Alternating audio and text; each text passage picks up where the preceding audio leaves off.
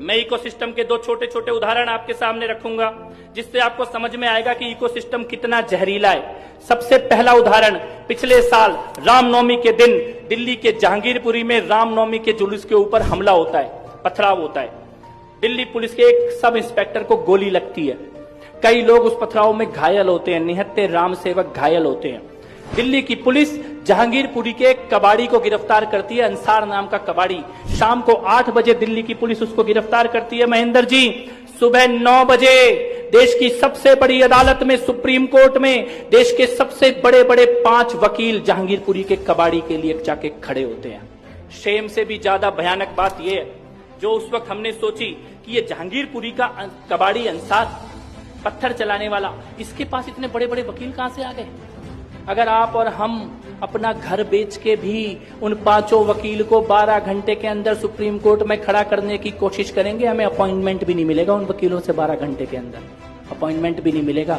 पैसा तो होगा ही नहीं, पैसा आ भी गया कहीं से घर बार बेच के, तब भी अपॉइंटमेंट भी नहीं मिलेगा। लेकिन जहांगीरपुरी के कबाड़ी के लिए देश के 5 सबसे बड़े वकील 12 घंटे के अंदर देश की सबसे बड़ी अदालत में खड़े थे। तब हमने ये सोचा कि ये कैसे संभव है, कैसे, कौन है वो लोग जो अंसार को इतने बड़े बड़े वकील दे रहे हैं। तो एक नाम सामने आया, जमीयत उलेमाए हिंद। जमीयत उलेमाए हिंद ने जहांगीरपुरी के अंसार के लिए देश के सबसे बड़े बड़े वकील खड़े कर दिए थे। तो हमने सोचा कि जमीयत उलेमाए हिंद क्या है, इसके बारे में जानने की कोशिश की जाए, इनके पास इतना पैसा कहां से आ रहा है। तो पता लगा, अहमदाबाद में जो बम ब्लास्ट हुए थे, आतंकवादी हमले हुए थे, जिन आतंकवादी हमलों में पुलिस ने आतंकवादियों को न केवल पकड़ा बल्कि सबूतों के साथ कोर्ट में ले जाके उनका गुनाह साबित करके सजा दिला दी 36 लोगों को।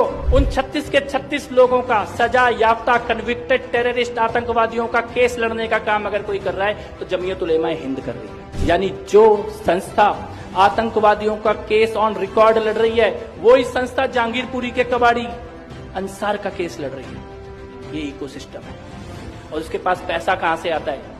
बड़ा सोचने का विषय है, आप लोग इस विचार को यहां से लेके जाना। जमीयत उलेमाए हिंद के पास पैसा कहां से आता है।